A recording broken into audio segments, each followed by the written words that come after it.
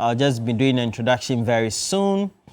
Now, if you join us, please let us know what you make of the speech of Professor Nana Jane Opoku Agyemang, the vice presidential candidate, in that speech at the UPSA auditorium.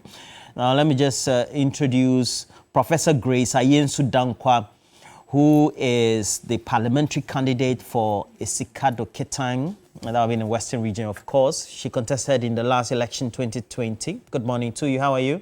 Morning, Roland. I'm fine. And you? Well, and then also right here, a regular on the show, as you know, a strong woman in her own right when it comes to political communication, and usually communicates for the MPP, and I call her Lady Vera, but she is Vera Reid. Good morning to you, Lady Vera.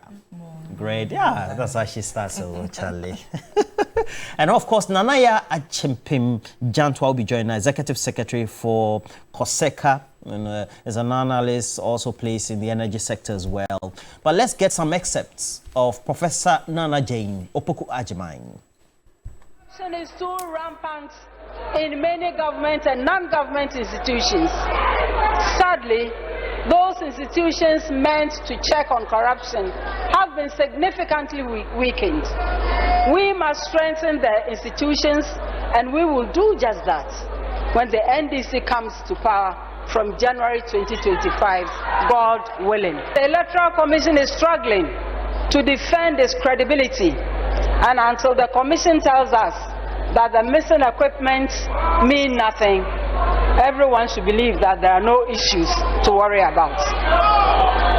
How did disrespect get so high? Actions that impoverish and disenfranchise do not necessarily translate into feeble-mindedness in people who are angry, in people who are hungry, and in people who are oppressed. On the contrary, again, check the details in our history. Electoral Commission, I address you directly.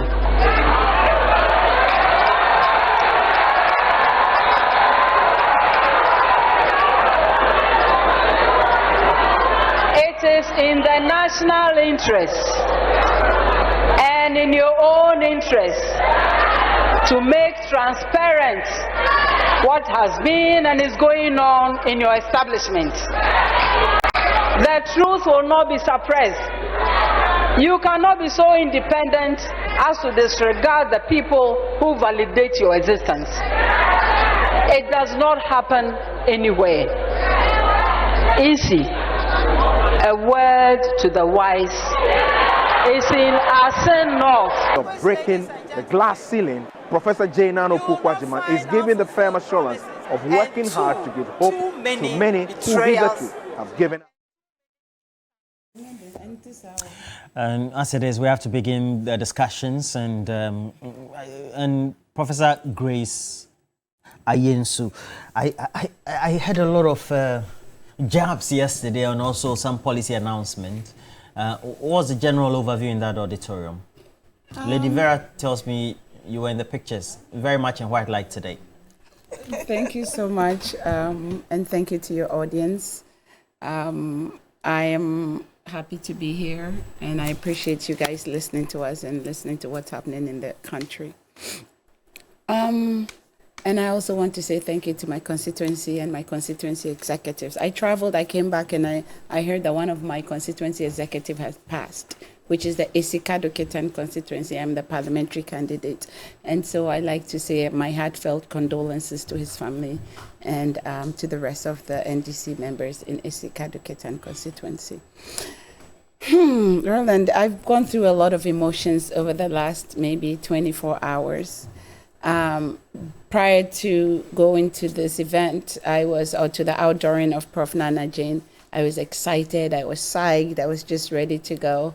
And then I went in there and I saw the fervor in the room, the excitement, the colors, the reflections and everything, and I was so excited. And then at one point as she was speaking, I started now being more pensive and reflective. For the first time, I saw that a woman in Ghana is closer to the vice presidency. And, my mind is very photographic. So I try to engrave it in my mind. And overnight, I haven't really slept. And for myself as a professional woman, an intellectual, a fellow surgeon, and a professor of surgery, so I'm a fellow teacher, now turned politician. It is one of the best moments. I'm now teary-eyed now. It's one of the best moments of my life, or my professional life. I'm humbled and privileged to have witnessed what happened yesterday. It was a historic moment. It was a day of victory for Ghana and African women, and more importantly, Ghanaian women. Our democracy has endured over the years, and I know that she's the first woman to come close to the vice presidency on a major political party. And this issue, what happened yesterday, is not just about gender. And it's not a gender issue, actually. It's about competency. It's about a woman who has a proven track record of performance. It's about a woman who has a proven track record of blazing the trail. She's a woman of many firsts. I mean, this woman's credentials are not only unprecedented, but it's just impeccable. First vice chancellor for the university of major university in Ghana, first woman to be nominated on a major political party ticket. She's just the first of everything, and she has broken, quote unquote, the proverbial glass ceiling for us.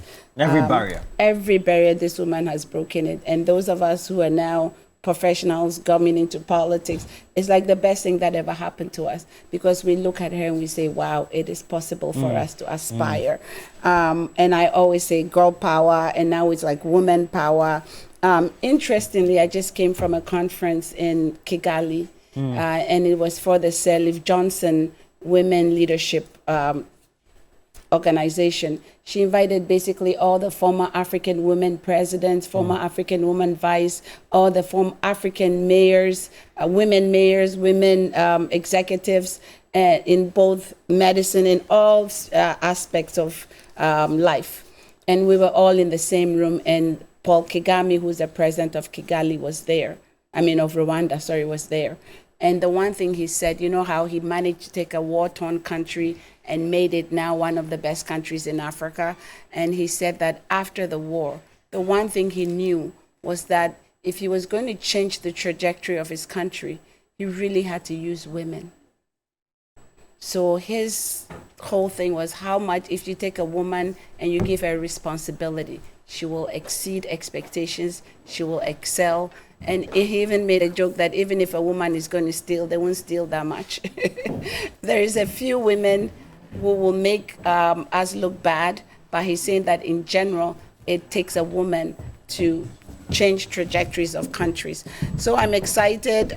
Prof's academic credentials is for everyone to see. Fulbright Scholar, Global Leadership Award, President Forum of African Women. She has also, because of her life as a teacher, she has mentored and modeled a lot of people in her life. She has impacted knowledge and guidance for many young people who have now grown to contribute to the country.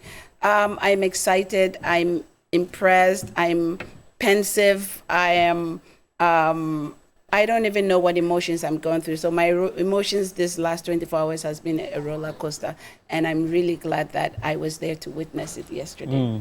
At the end of the day, we have a woman who has played a role in government before, Lady Vera, and the speech seemed to have been widely received across the political spectrum as well as the general society.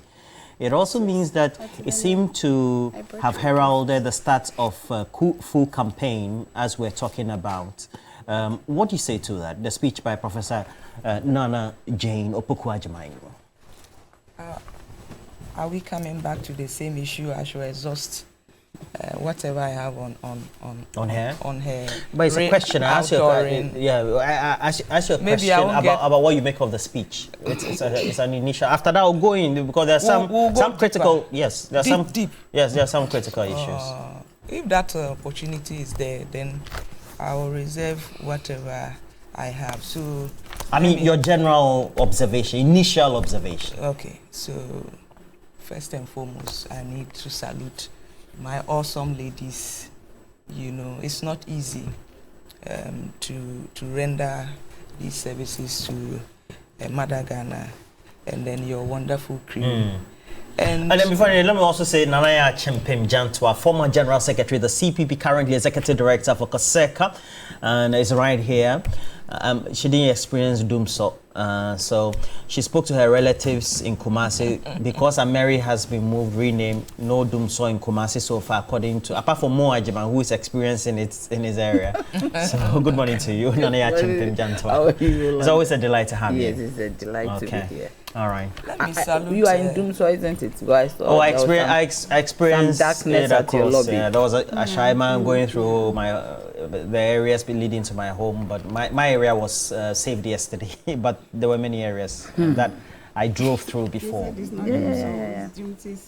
That's what she said. Let me salute your cherished viewers. I think once they know we are here, especially when they know Lady Vera will be represented, they know that they are going to receive some awful information and education. And so this morning, right from the Upper East, Upper West, Northern region, someone said she's watching from Takwa all over the country. I say good morning to you all. I really appreciate all of you out there.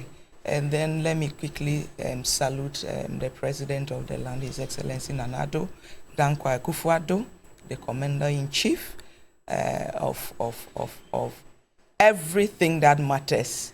And then his awesome Vice President, His Excellency Mahmudu Bawumia.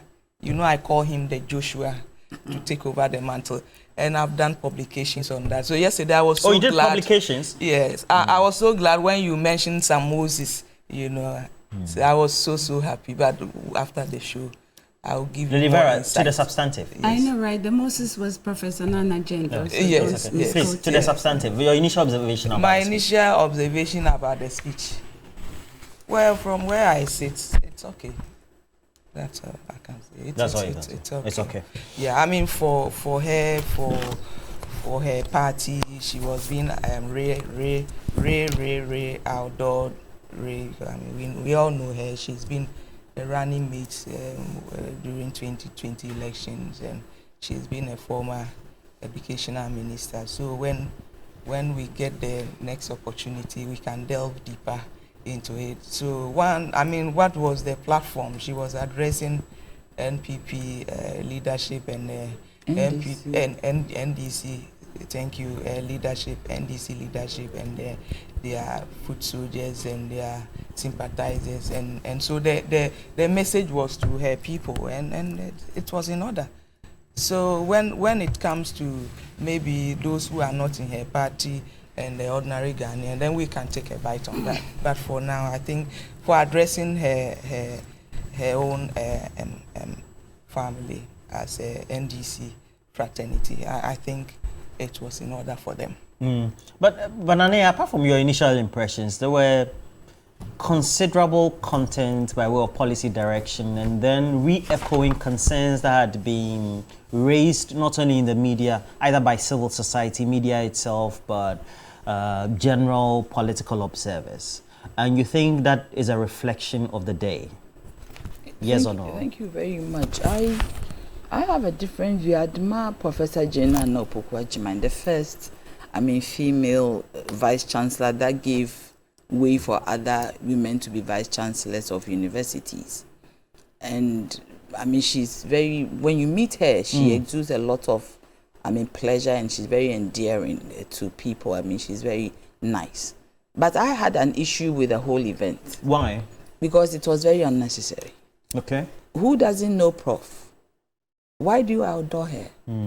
She was the first female. I remember when she was made vice chancellor, there was excitement that the first female to be the vice chancellor of a university.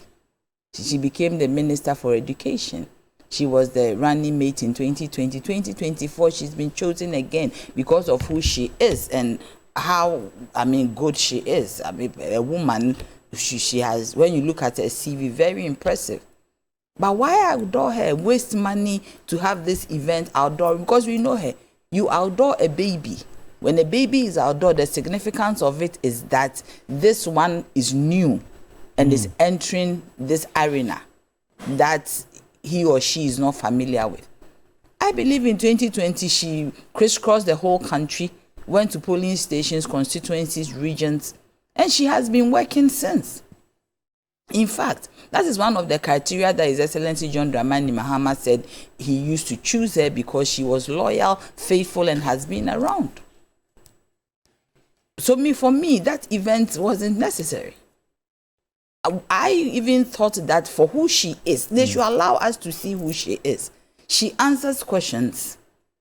She deals with people. That is what she's been doing. So why didn't they have a media soiree for her?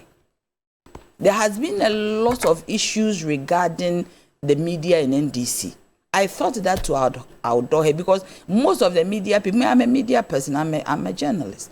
When you meet them, they say that, the NDC, today I'm saying it as it is, nobody should have me wrong. You see, they say things, I speak to them, they say, oh, you see, the NDC is not even coming to us, apart from having, shows and all that. So I thought it was a time for them to have a media soiree. Allow her to interact with the media. Because whatever you do, it is the media that will carry the information. Yesterday, whatever they did, the media didn't carry it. There would have been a total blackout. So I thought that let the media meet her, let her answer questions, let us see her prowess in dealing with people. Do you get me? Let us see who she is. The excellency that she has.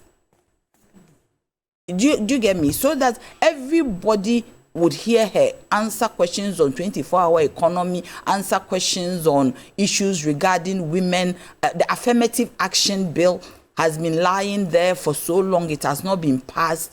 Things like that. What are her views on things like trocosi? Things to do with women.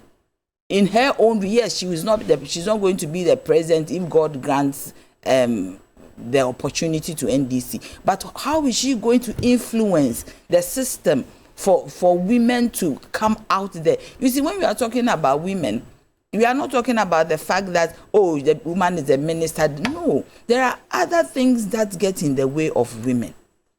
And that is why I wasn't very happy when I heard that the Chief Justice has gone to Otumfuo to ask him to help us pass the affirmative action bill. She is a woman in a position. So these things, if she met the media and being as confident as she is, then she will be able to talk about these issues head on. The second one I was very elated about was what Chairman Nesiedun Ketia said.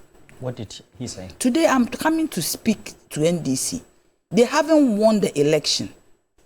It is a contest. And they are against a very formidable foe. Let's not play with it.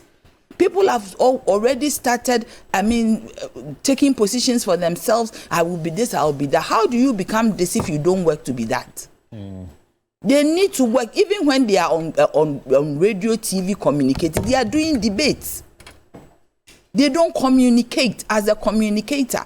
That I have done all my life. I see them and they don't communicate. They should speak to me to convince me who is not part of them that vote for me. Do you get me? And Chairman Nesiedun Ketia was very up to the point. I know people will be insulting him, but they shouldn't. They should rather take a cue. Look, let me tell you something. I passed the office of His Excellency. You mean his caution that they haven't won the election? Yes, because you have to work to win the election. You don't assume that. Look, I had the opportunity to meet the man who did the info analytics. Musa Dankwa.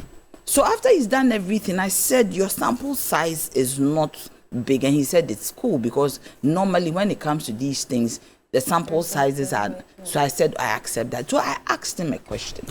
I said, can this change? He said, yes.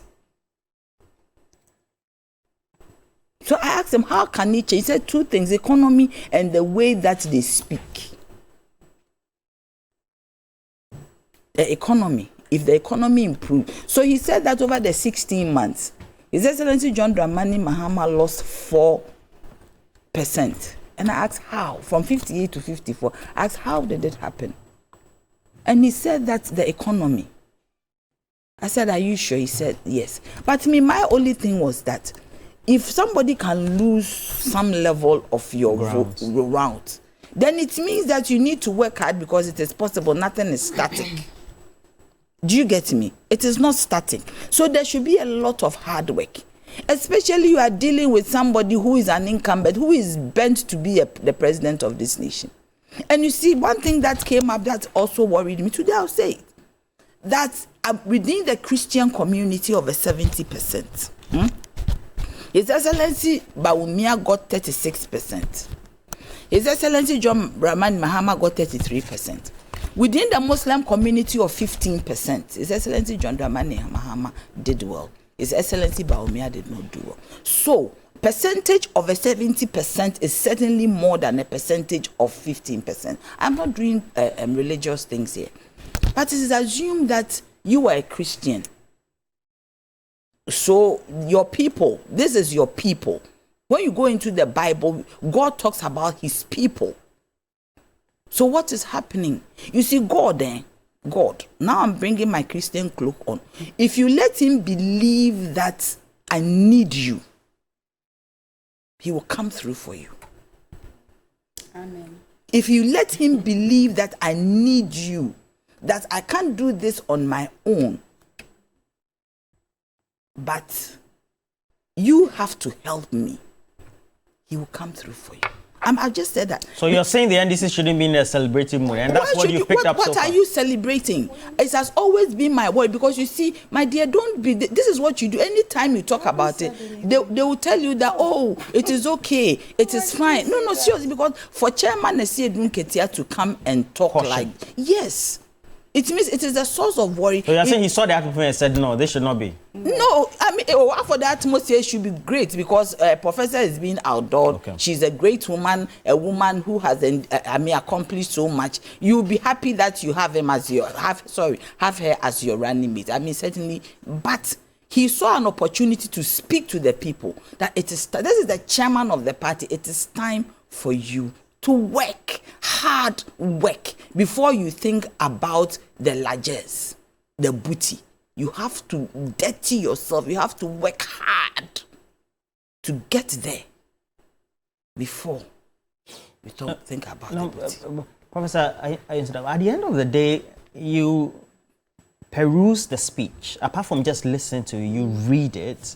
There seems to be an indication of policies that would need to be undertaken, especially in education, raising the standard of living of the poor, and making sure that governance and the general society is rid of corruption, etc. What role do you think the vice presidential candidate of the NDC would have to play in making sure all these are communicated to the ordinary voter? Thank you. But before I get there, I need to answer some of the issues that my sister Nanaya raised. The advice from Esiedun Ketia, we have taken it in good stride. NDC, we are very much aware of the issues on the ground. I mean, we are the grassroots party. We are very much aware of the formidability of our opponent. We are very much aware that they are vociferous. We are very much aware that they are hungry and they are greedy. We are very much aware because we have seen it before. It's not something new. We saw what happened in Ayawaso West, where they brought armed militia to gun people down. We saw what happened in Techiman South, where 8 people were killed during an election, and all they were doing was going to exercise their civic rights or their civic duties. So we have seen this before. So I don't think we are taking this for granted. We know what we have to do. Those of us who are PCs, I am the parliamentary candidate for Iskadoketan constituency. I know what I have to do. I know I have to dirty myself. I know I have to be in the trenches. I know that I'm going to win in 2024, but it's not going to be handed over to us. We are very much aware because we know the vociferosity of our opponent. We have heard the president and all the things he has said. I am going to hand it over only to an MPP person. You know, he has said it numerous times. What's his name? The other gentleman said, to me, who's that? Brian, what's his name? Brian Champong. To me, no, unya to me, all that language. We have heard it, and we have heard it over and over and over, and it's ingrained in our DNA. So we know who we are going against. So Asiedu Nketia, General Asiedu Nketia, giving us that advice is exactly what we want. We don't want to be complacent. We are not complacent. We are going to get the job done, and we'll do it well, because after all, God, like she said, knows that we need him. After all, it is not up to MPP to choose who's going to be the next president. It is not in their purview. It is not their right. It is the right of every Ghanaian. That is why even the president has one vote and the person on the street has one vote.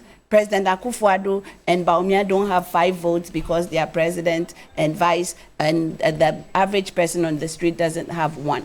So the Constitution binds us that this decision is not based on what President Akufo-Addo thinks. It is not based on what Brian Achampon thinks. It is not based on Ayawa Suwes. It is not based on what they did in Techiman South. The despicable, deplorable things. In my constituency in 2020, they had 25 armed militia with AK-47s.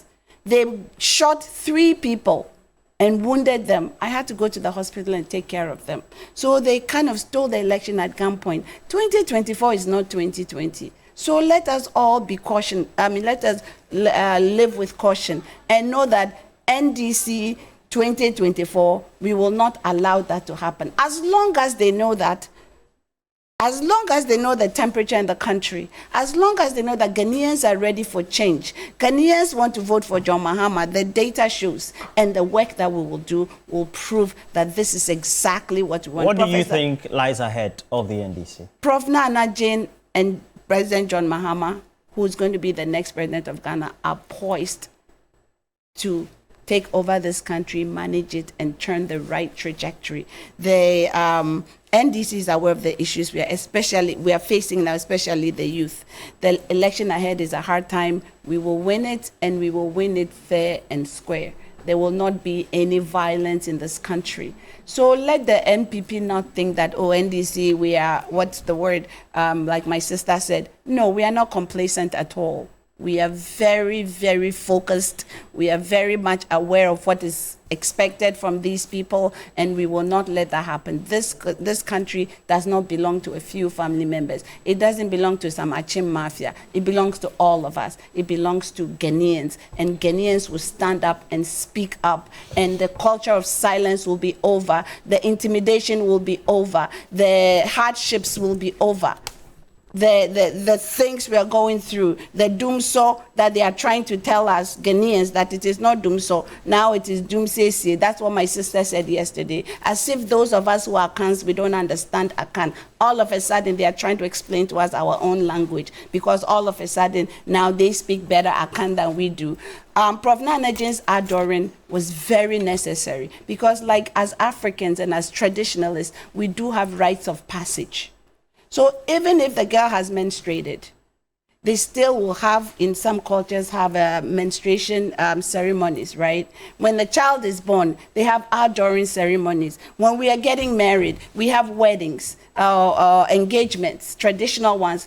It doesn't mean that the 2 people can just go and do their thing, but you bring them in front of the families, and there's some sort of a covenant that the families, the 2 sides of the families, they swear. It's some sort of an agreement. That is why we need to do an adoring. It's a rite of passage. It is what NDC has to do to let the world know that Prof. Nana Jane is a formidable woman. She is going to take over the mantle as the vice president, clean up that vice president's office. She's going to bring integrity. She's going to bring truth. She's not greedy. She's not a liar. She's going to change what the vice president's office looks like today. Today, when you Google and you find who's the most liar, whose name comes up, Bawumia's name comes up. And this is on Google. So even the AI, artificial intelligence, is telling that he's the most liar in this country. So the issues are President John Dramani Mahama has chosen the right person. We have done the outdooring. We are Africans. We are traditionalists. We have done a rite of passage, and now we're ready to go. We are fired up and ready to go, and we're going to win this election regardless of what Akufo-Addo says, regardless of what Bawumia says, regardless of what Brian Achampong says, regardless of what any one of those people say. This election is for NDC to win, and we will win it. We will win it not because we are speaking, not because we have slogans, fake slogans and misinformation and disinformation. We will win it on our hard work that we have done. Now, Lady Vera, if you look at the speech, says there will be accountability for every corruption activity that has been undertaken that is not accounted for. And then there's this one that has been trending as well, the promotion of ethnocentric elitism masquerading as intellectualism, nepotism cloaked as know-how, weakness put strutting as courage, and then also chronic capitalism, showing that there is a lack of inequitable distribution of the country's resources. How will the MPP react to this as an accusation? Honestly, like I did indicate earlier on, that once we delve into it, then I can make a good submission on their program. First and foremost, the outdooring, for me, from where I sit, showcased, it actually exhibited clearly to Ghanaians of the level of incompetence of the NDC. It made us see how visionless they are, misplaced priority.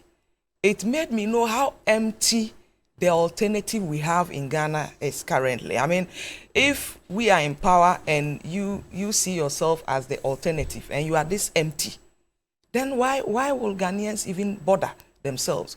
Because she just didn't touch on what you read. She also touched on how they would like to improve on our educational system and all that. And then you ask yourself, it is this same person who got the opportunity to head our educational system, and more so as a woman. And under her tenure, what happened? You see, so normally it's not about the fanfare, it's not about the insults, it's not about the personality attacks. It's about your own records that will speak for you. It's not about academic laurels. I mean, we are all highly educated here. It's a paper, you've gone to learn, you've received your certificate. But what is your work output? What have you put out there? What are your records? And you see, we are talking about this same pair. I mean, 2020, is it not the same pair? Yes, the same we have a different thing. And when they were handing over to us in January 2017, in her own hand notes, in her own handing over notes to us, NPP, she was the educational minister. And I'll give you, out of a lot, I'll give you just about 5 or 6. She said that under her, under this same pair, under this same tried, tested, visionless, failed and rejected former President Mahama, the same tried, tested, visionless, failed and rejected group of people, you know, she said, it's not me, you can get the document, it's a public document. She said that she has cancelled the teacher training allowances and recommended in her handing over notes to us that we should continue with the cancellation. That was in her recommendation. You think that was a bad idea? That's one. That is one. You see, it is not up to us to judge whether it is right or not. But it is something that was helping a lot of the masses out there who comes from below average families, who were poor. And we still have poor people in the country. And she came as educational minister. Today, she's saying she'll make it better. But under her, she personally supervised the cancellation of it, further recommended we should let it be. Under her, that was when non-payment of feeding grants to special schools. But Lady Vera, the alternative to that was that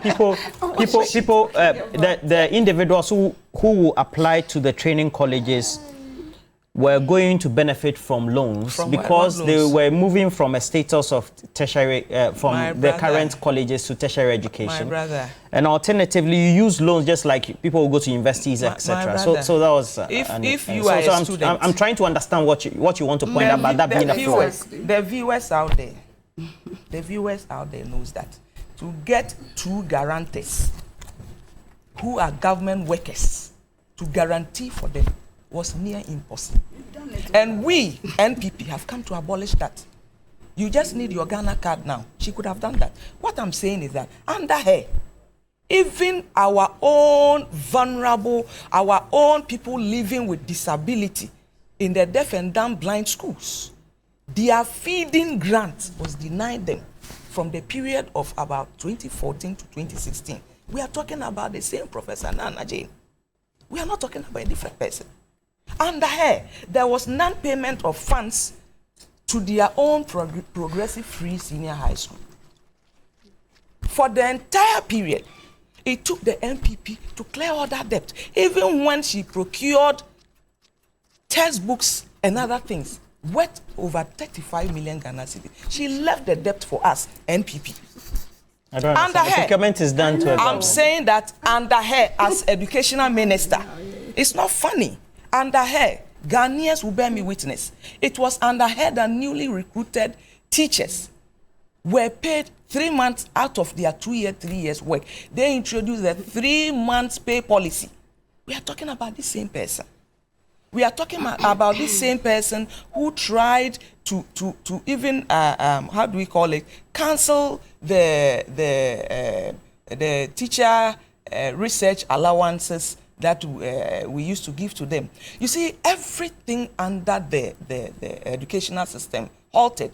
Even procurement of chalk, I mean, logistics. You said what halted? There were building of e-blocks, there were alternative. Which e-blocks? No. Which e-blocks? Because even currently, you speak to teacher training colleges, go into e-blocks. Teacher training colleges and the students in there, and they'll tell you that they're in arrears. NAPCO trainees, for example, alternatively, who are supposed to have are they SHS or they are university students? No, we're talking about education. You are saying NAPCO is a NAPCO education. No, but there are arrears even to the training college students. Please, let's not deviate. We are talking about outdooring of a super incompetent woman who, under her tenure as education minister, ran down the entire education system in Ghana. That's what we are talking about. How so? Now you are bringing in e-block. That is even worse. Now, for example, you see, under e-blocks, you say you are building day schools.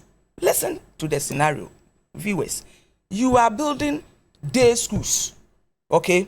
And then you put the day schools miles away from the villages and towns in the bush, miles away. Wait, can you mention one for me? I don't have to mention where they are because we're not coming to discuss e-blocks and where they are located. We know, and then viewers, everybody, you can even let your producer. No, you have made a statement. I'm saying that the e-blocks, every one of them, so I'm not going to pick anyone out. Every one of them was far from the communities. That cannot be true. Have you been to Kwabenya? Have you been to Kwabenya? There's one before the roundabout. Why did you let them flow for 30 minutes non-stop to make sense to the viewers?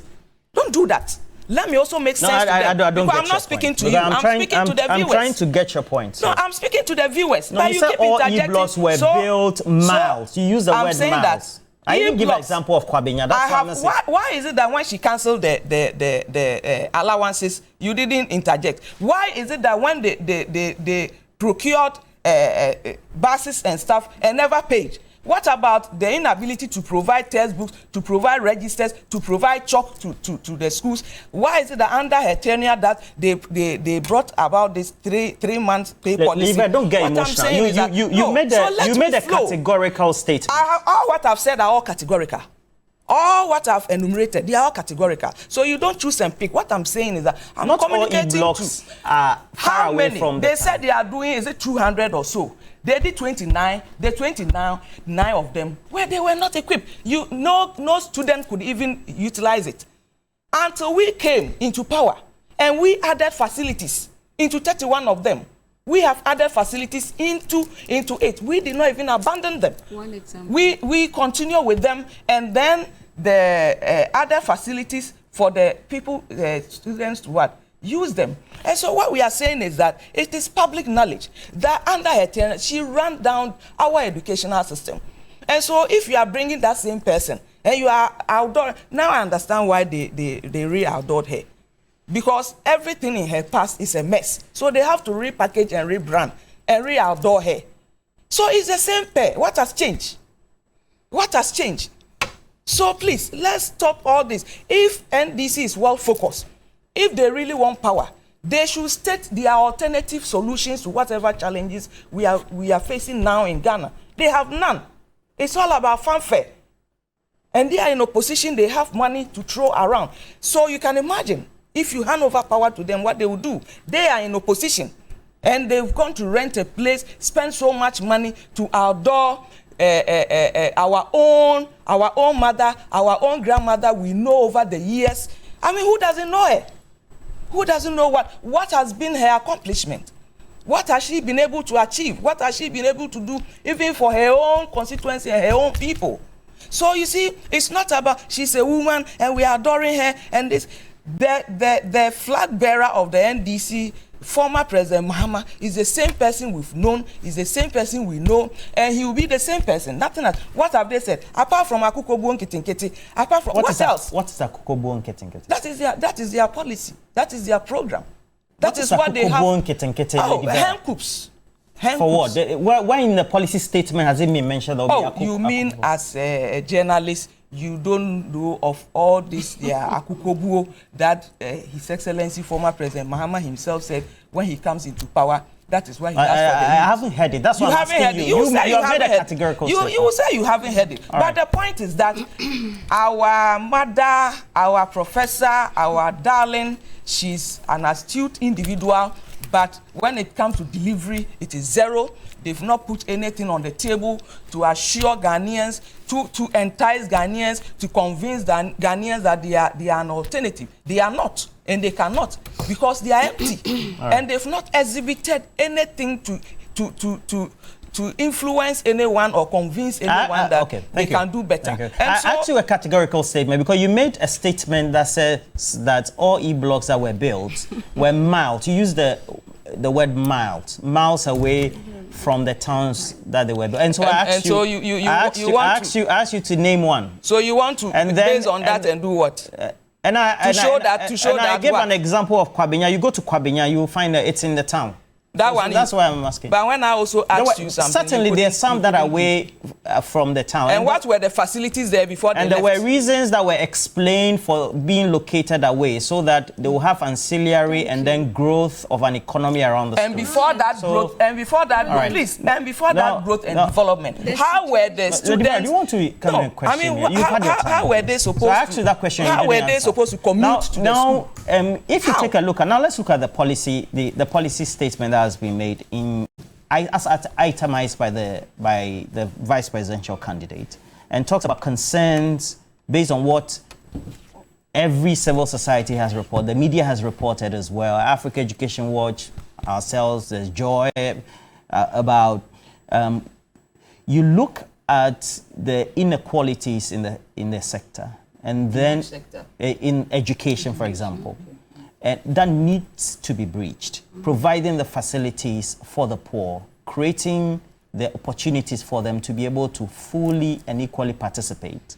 And then the debate about having a review of policy indicators like how you implement free SHS, so that you put more focus on those who cannot pay, and then you allow those who can pay at least to also share the burden. Yes. And she espoused that even before that speech yesterday, and again re-emphasized that. Yes. What do you say to those indicators in the first place? No, but that one is clear. Everybody knows that, especially with the free SHS, it has to be reviewed. And coming from no lesser person, or should I say a better person because she's been there.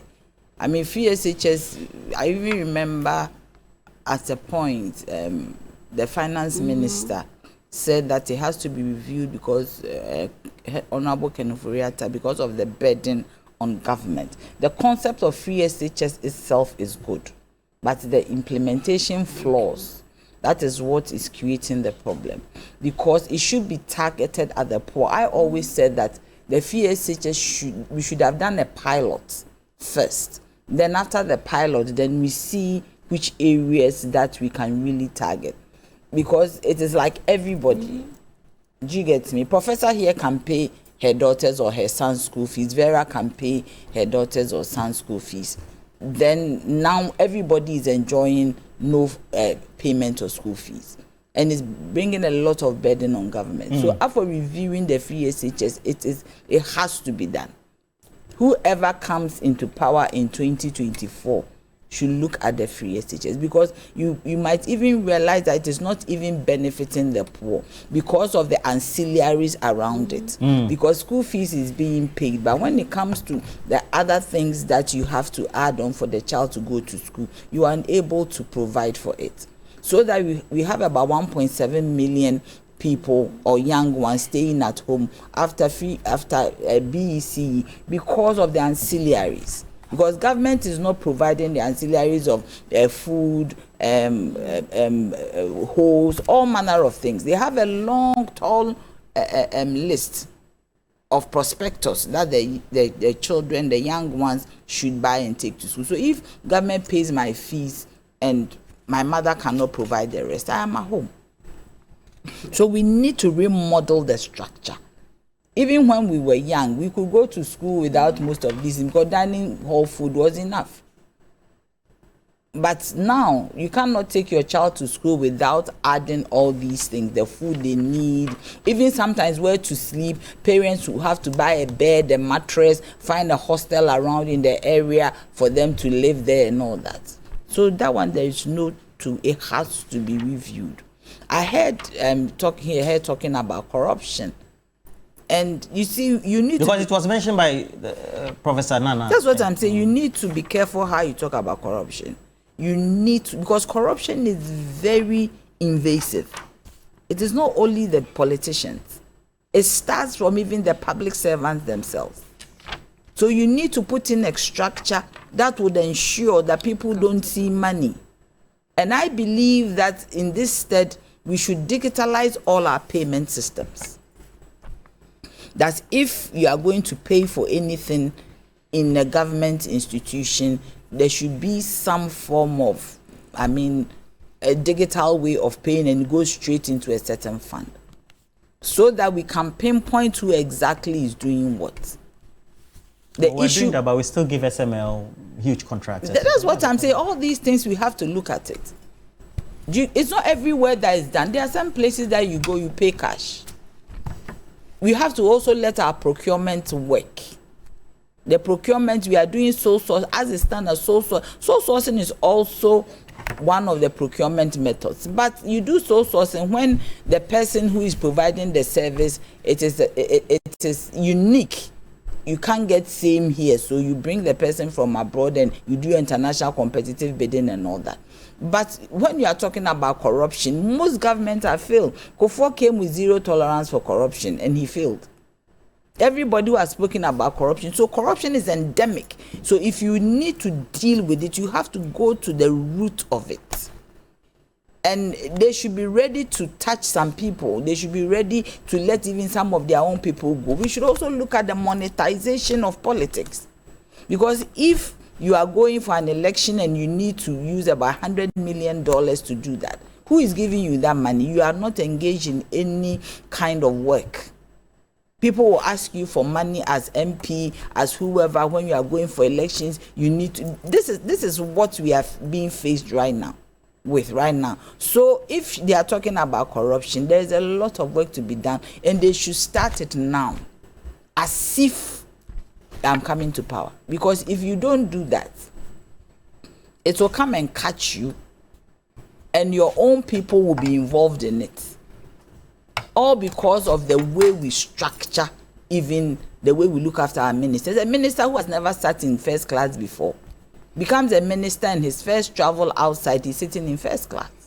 So that position that he's holding, he knows that it is not forever. At a point, you can remove him. So you see the difference between a first class and a business and an economy class. Then he starts stealing money, because when you remove him, he has to maintain that same kind of life. We need to change so many things. A minister comes and he's sitting in a V8. He didn't even have a Datsun. And he's sitting in a V8. He's having all manner of largesse. What do you think that person will do? Knowing that at a point in time I can be moved, I can be removed. That person will start looking for money in what? In adverse ways. So when it comes to corruption, it is very endemic, and if they are really going to deal with it, then there's a lot of work. It is not rhetoric, because every government in their speech has something to say about corruption.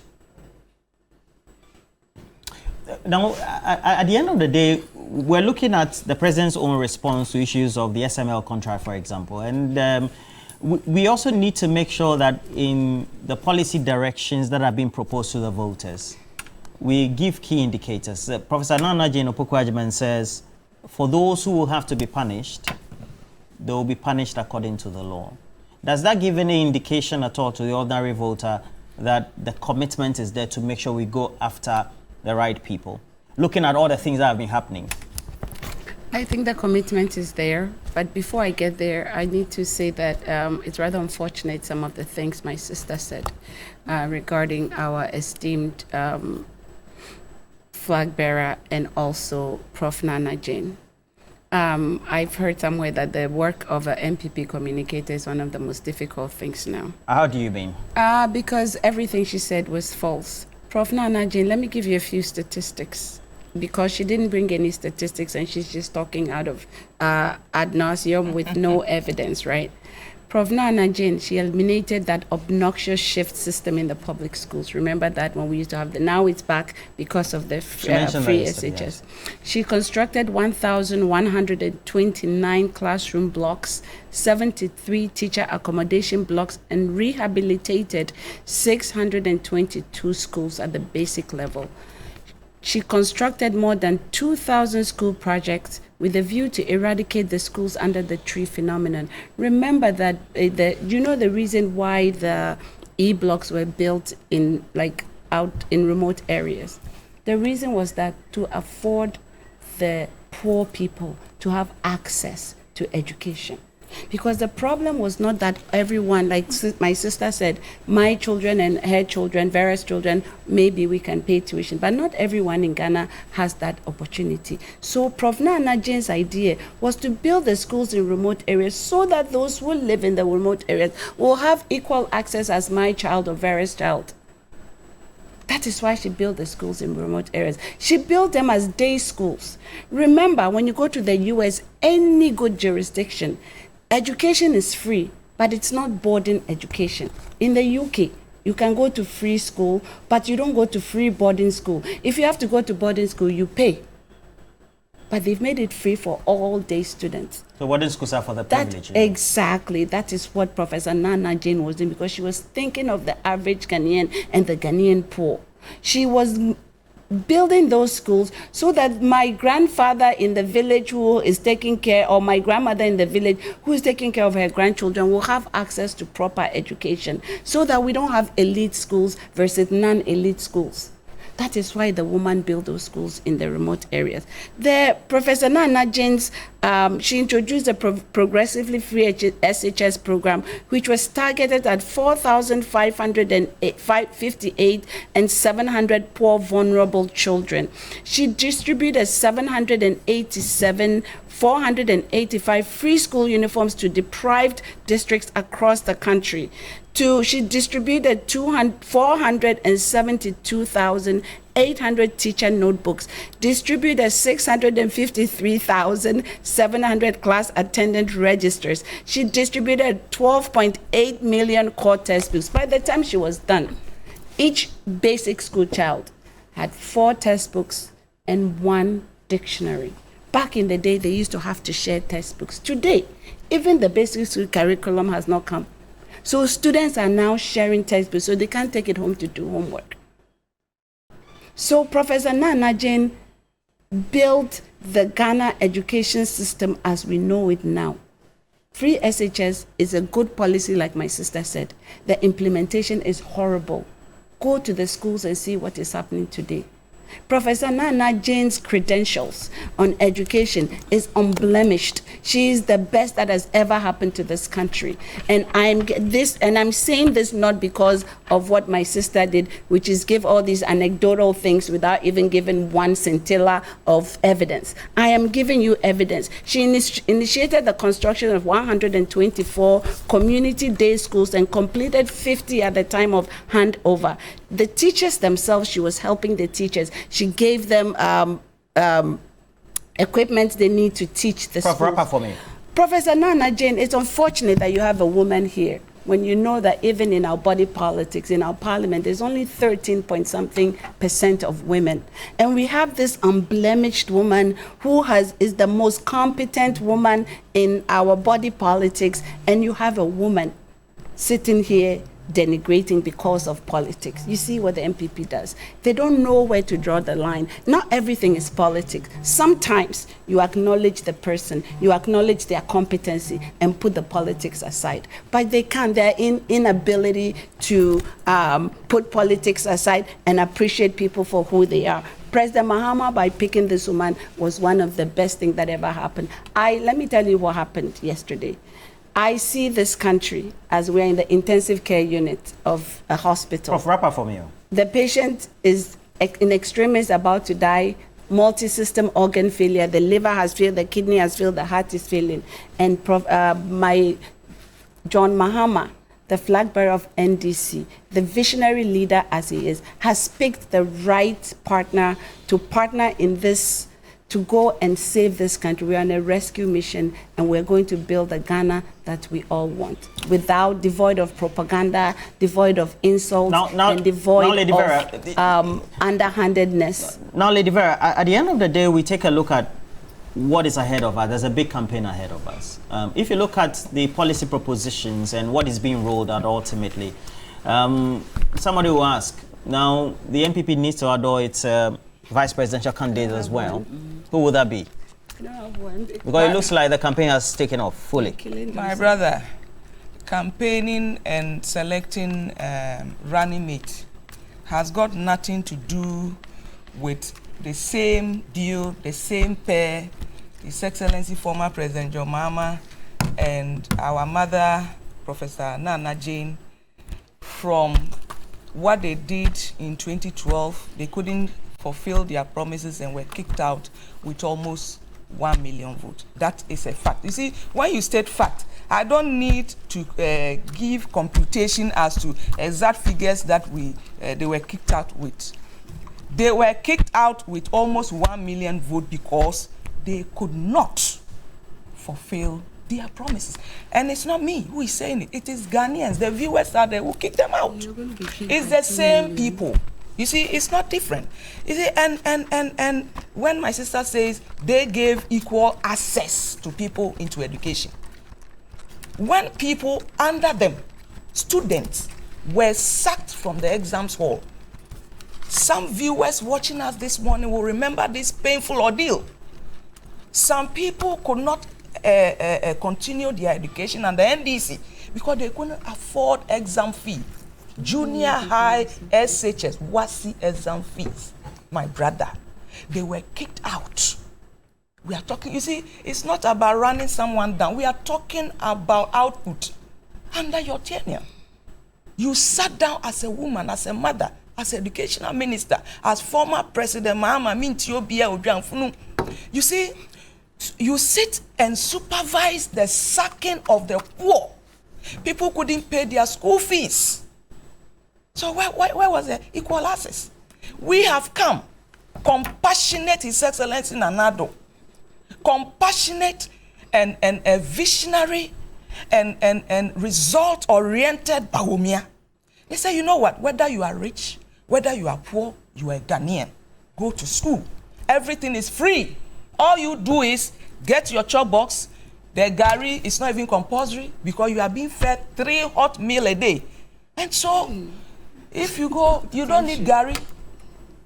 I have children, not necessarily personal or biological children, in free senior high. That you're looking at. They take Gary and return the Gary back home. Some of them. What school? Do you get me? So what I'm saying is that we when you under your NDC, you say you've provided uniforms, a uniform meant for a 20-year-old man, you give it to 2-year-old child, and then you bring all the debt together, 35 million Ghana choppable cedis for NPP to pay, and we have paid. So that makes you competent. That means Ghanaians, viewers out there who are suffering, who are looking for a solution that we are still on, we should hand power to you. As if you've never been given power before. As if you've never run this country before. As if you've never been president before. Every single opportunity they are asking for today was given to them back then, and they messed it up. And they were rejected. They were sacked. They were kicked out because of their own failed promises and abysmal performance. Now they are coming, trying to rebrand, and the rebranding is not working because they are not convincing Ghanaians of the alternative. If you are saying you review senior high, what Ghanaians know as the definition of NDC, when they talk about review, we know that when they said they will review the teacher training allowances, they cancelled it.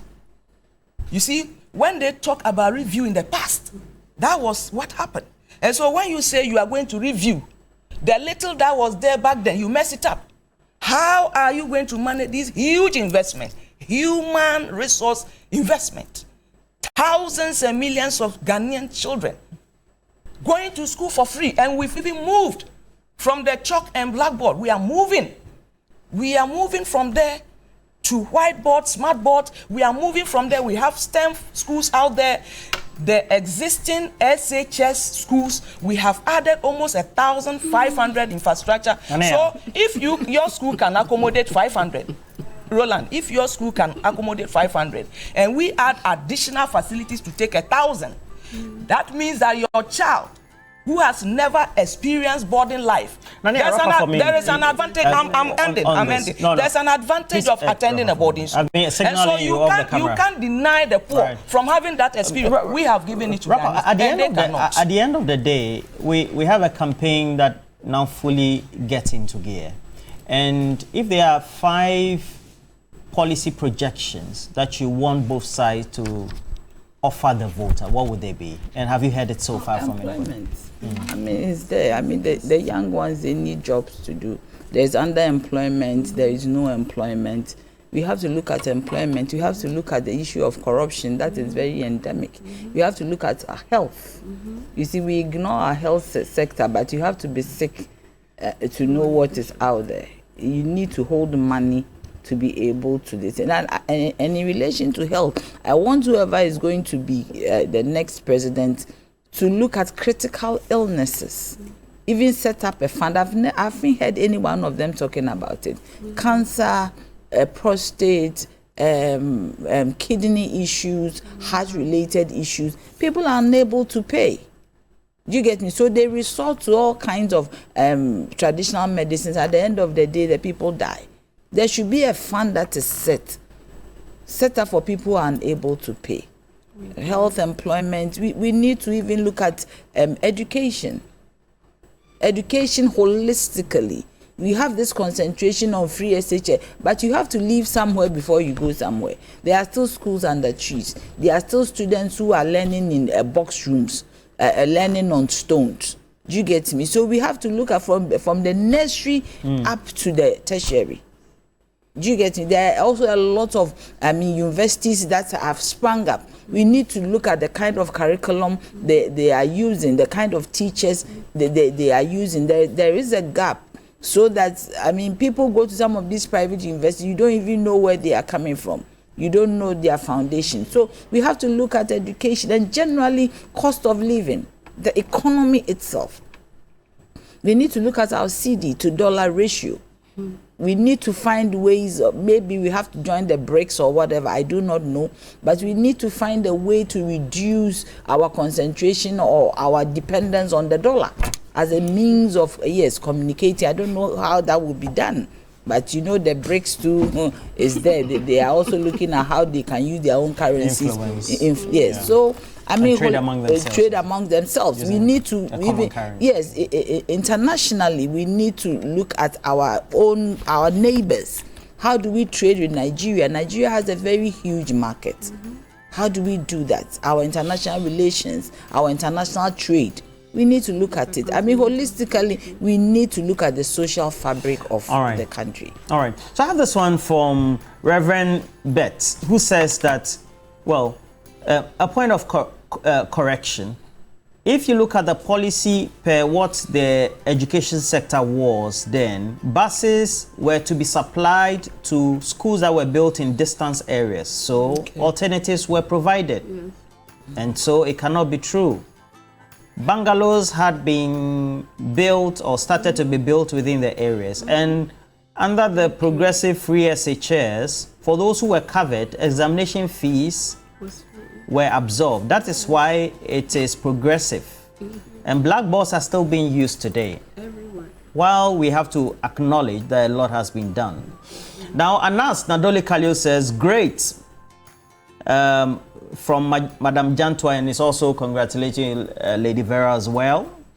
And I have this one from Theo Adai. Just as Dr. Baumia supervised the MPP that led the Ghana's economy into quagmire and now disassociating himself, we need to make sure that we don't have a repeat of same again based on promises that ideally cannot be fulfilled. Now,